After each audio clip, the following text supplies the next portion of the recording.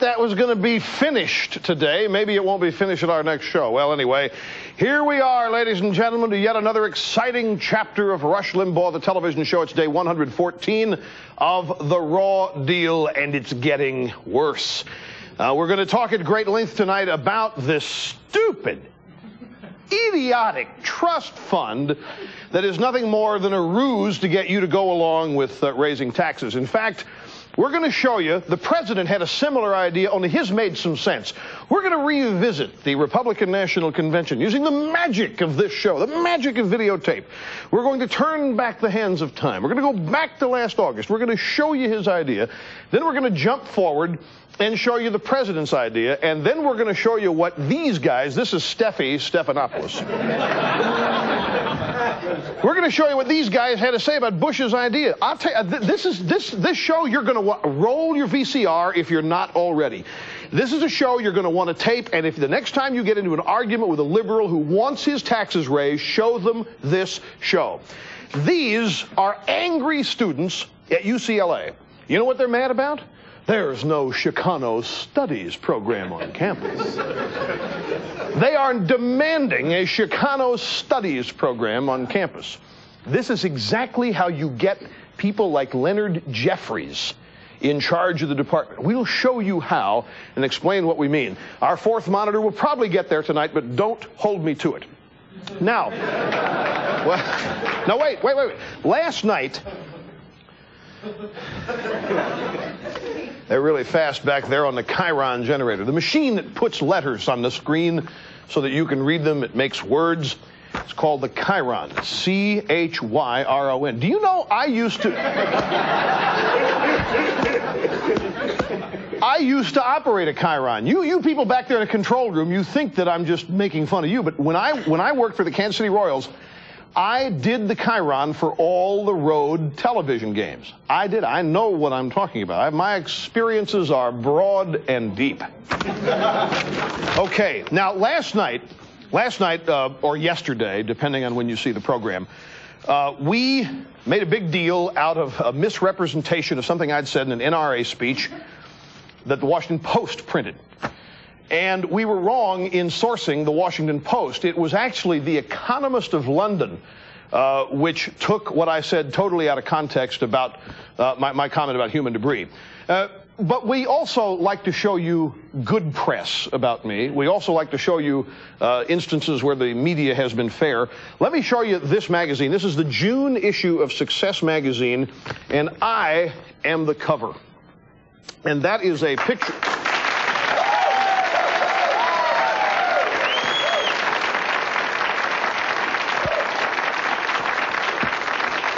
Absolutely right. And you know, let me tell you something. They spent a lot of time with me doing this interview, and the point of this is that it's the first story that has actually attempted to find out why the enterprises I've engaged in have been successful, rather than the usual press attack on me is, all right, so what gives you the right to breathe, Limbaugh?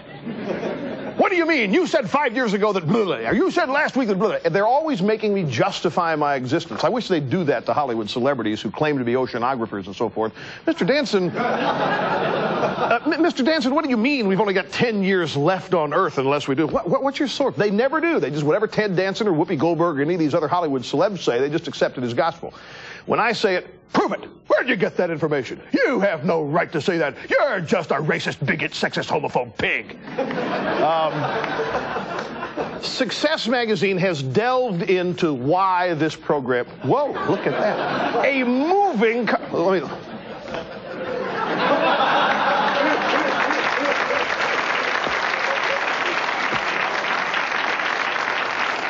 So it's the June issue, and this is an entrepreneurial magazine. It's a magazine for entrepreneurs. Where do you get that picture? This is a picture inside the story. It's a black and white photo.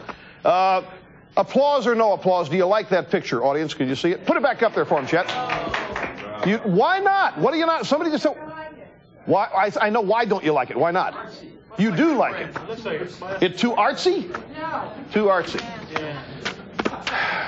here, let me show you what I had to do that picture.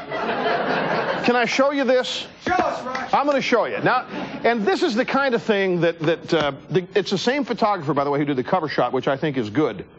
But I basically had to do this. And then they took the picture. Oh, let's try it again. See? Anyway, let's take a break and come back with. Now, I want to set this up. We were here all during the campaign, and we told you that what you were getting with Bill Clinton was fraud, deceit, and things that you couldn't trust and you couldn't believe. Now, what we got with this trust fund proposal is no different. Listen this time. Here come the details right after this with the rest of the show. Don't go away.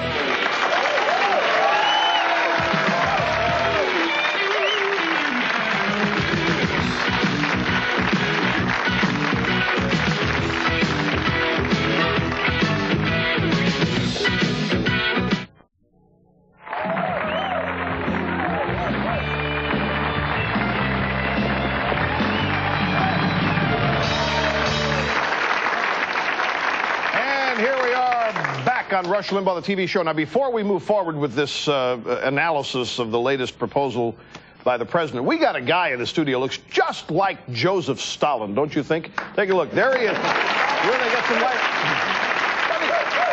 Look at that. All he needs is a hammer and sickle, and he can survive as Joseph Stalin. That's one of our security guys here in the studio is Larry. Larry, great to have you with us. Really is, you bet. Just made him famous. Now, the President of the United States, Bill Clinton, came to New York on Wednesday, and he appeared at Cooper Union to make a big speech. Now, you don't know this, but Cooper Union is just an arts and croissant school. It's not a big intellectual institution. It's not where presidents go, like to the United Nations or something. It's just it's a traditional place here in New York. Abraham Lincoln made a speech there. Bill Clinton went there to announce this new plan. And that plan is a trust fund to put all these new tax increases into that will then be used to pay down the federal deficit and hopefully the national debt. Now, my friends, as I said at the opening of the show, this is just a ruse. It's just a trick to get you to go along with the tax increase idea. Now, more on that in a moment. But this idea is not new. It has been proposed before. In fact, last August at the Republican convention, George Bush proposed it in his acceptance speech.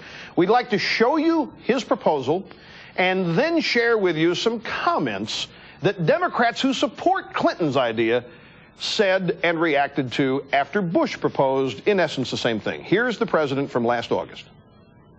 Taxpayers should be given the right to check a box on their tax returns so that up to 10% of their payments can go for one purpose alone, to reduce the national debt. Now, there's a distinction I want to make. This was not an increase in taxes the president was proposing. It was just whatever your tax bill is, you had an opportunity, had his plan ever seen the light of day, check a little box and 10% of your total tax bill would have gone to reduce the federal deficit. It wouldn't have cost you any more. That's not the case with Clinton's plan, which is going to cost you plenty. There was a corresponding part of the president's plan, too, that we didn't show you. But in essence, he wanted an equal amount of spending cuts. Whatever the checkoff totaled after they totaled everybody's taxes, whatever that was, if it was $100 billion or $500 billion, whatever it turned out to be, the Congress would have to agree to cut spending by that much to make your contributions real. Now, how was that responded to by people who today think that Clinton's idea is wonderful? Well, let's go to Bill Clinton himself, August 29th, 1992. His reaction was, they want to give, look at his face is bigger than our box. They want to give you that checkoff, you know, on your tax form. Shoot, you're already paying more than 10% of your taxes on the deficit now. Well, what a big man to be concerned about how much taxes we were paying back then. Here is Laura Tyson. She is chairman of the Council of Economic Advisors in the Clinton administration. Her reaction was, the president's tax form checkoff idea is a cynical gimmick because it is entirely dependent on spending cuts to have any effect on deficit reduction. That's the only way we're going to get deficit reduction, folks, is spending cuts. You better awaken to that right now. And to call that a cynical gimmick Just shows you where this administration is, either in their genuine understanding of how economics works or their attempt to fool you. I suspect the latter. Here is Paul Tax on Gas. Well, he did. He favored a gasoline tax. He favored a gas.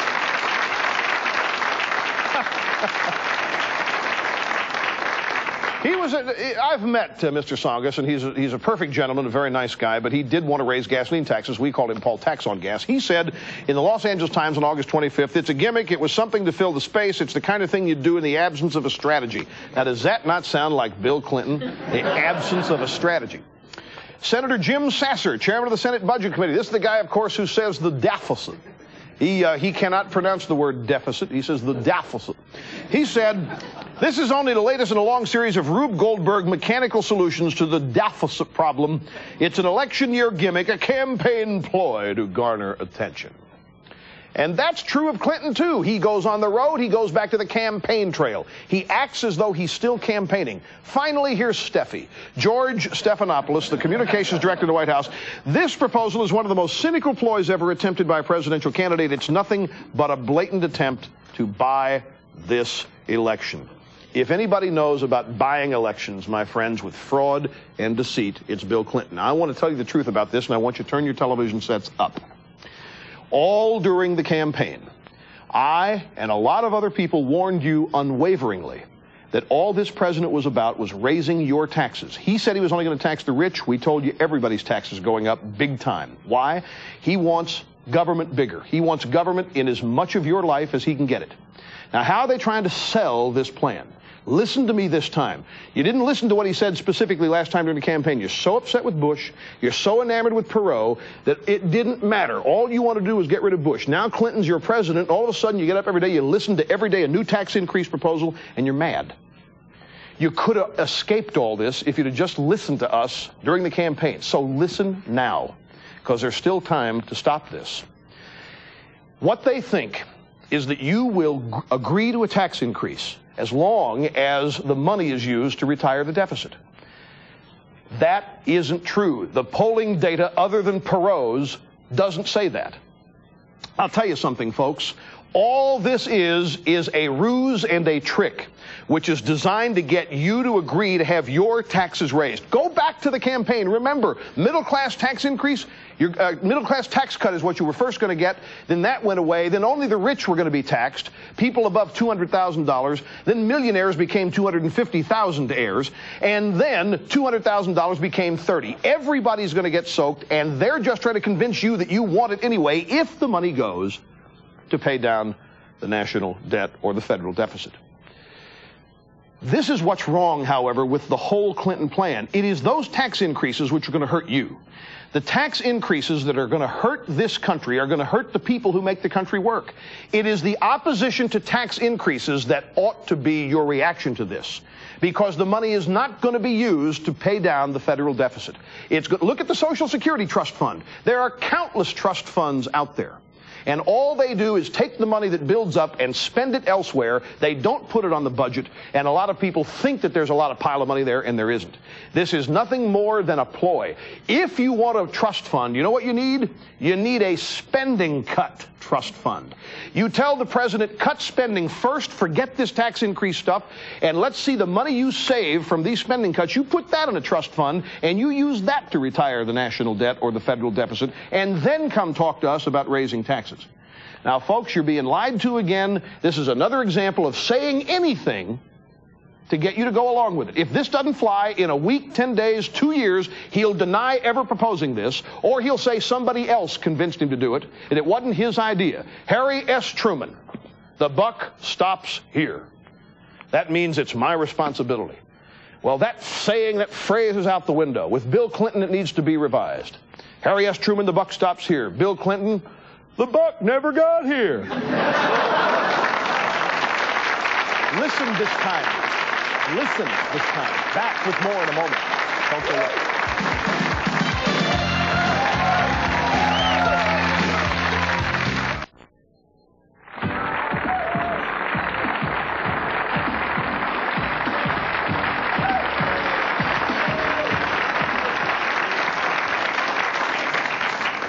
I wish now to treat you to another reaction, this reaction to President Clinton's proposal of this slush fund, or trust fund. Robert B. Reisch. By the way, why do I do that? You're asking, why does he do that? I once was watching Secretary Reisch on a TV commentary, and at the end of the commentary, he signed off, "I am Robert B. Reisch." Whoa, he really emphasizes the shh. So I do too, just to be fair. Here he is. Here's his response. So you see, if you haven't heard this, this is how they're going to sell this plan to you. Watch this. After 12 years of flexible freezes and an accumulation of $4 trillion worth of debt, the American public simply need the absolute assurance, and I think they're willing to sacrifice if they know that there's absolute assurance that this money is going to bring down that deficit. Oh, they need that absolute assurance. He goes on to say there that if the money is used to retire the deficit, then you will agree to have your taxes raised. I'm just telling you, folks, if you want the economy to slow down, if you want unemployment to go up, if you want all the bad, calamitous things that can happen economically to happen, you'll support this. But I'm telling you, there is no economist worth this. All you have here is a bunch of left-wing liberal theoreticians who've worked not in the real world, but only in the classroom. They've written their term papers, their doctoral thesis, and all. They've sat there, and everything works on paper. Oh, we care. We're smarter. We're better. We're more concerned. We have bigger hearts. We have good intentions. Better than those other people. And because we want it so bad, it's going to work. And then they find themselves confronted by this thing called reality, where the theory doesn't hold up. And I'll tell you, it's not good. This tax increase idea for anybody. Don't be satisfied when somebody else's taxes are raised. If that makes you happy, all you are is bitter in the first place. And these people are responsible for that, too, with class envy. So don't fall for this. You ought to be happy when everybody's taxes go down, because that means the economy goes up. We're going to show you in our next program, by the way. We're going to nail this. We really are. We got to. Oh, one other thing. One of the students at Cooper Union, this arts and croissant place. Here's one of the student reactions to Clinton's speech. I didn't know what he was going to talk about when he came here, but he really focused on us, the American people, and how he will take care of us. See? That's what they're selling. She's happy. She thinks that he is her dad. Maybe. I don't know. Back in a moment. We'll be back.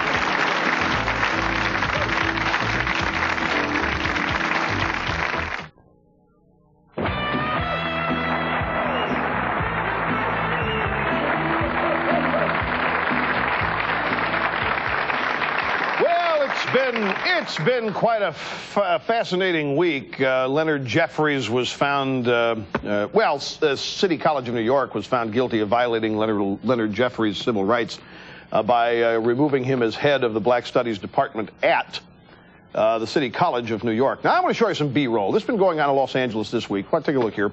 We call this B-roll when the host talks over it. Oh, it's not B-roll. Will leave the area. Listen to this. Just listen to this for a little bit.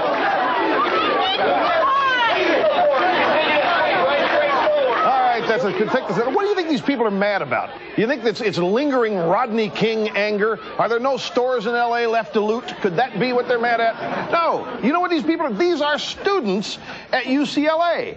These are people who are demanding a Chicano Studies department at UCLA.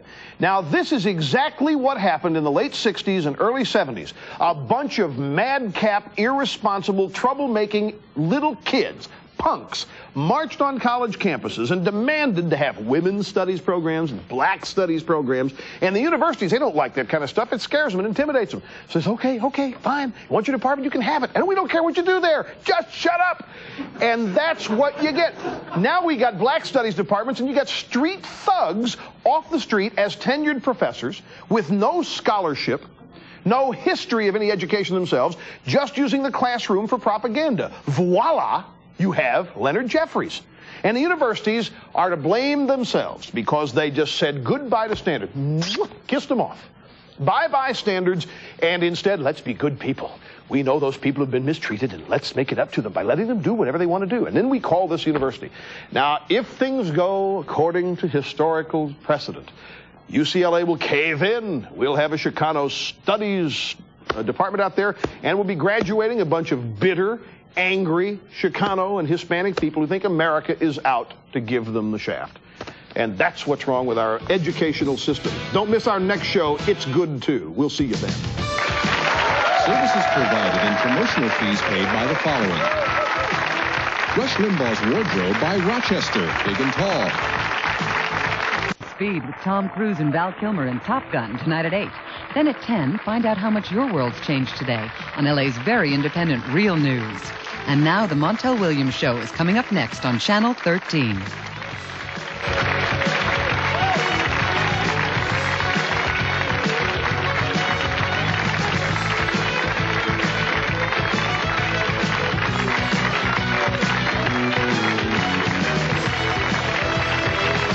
If you'd like to order a video cassette of Rush's TV show for only $24.95, just call 1-800-FOR-VIDEO. For a transcript, send $5 to Burrell's Transcripts, Box 7, Livingston, New Jersey, 07039, or call 1-800-777-TEXT.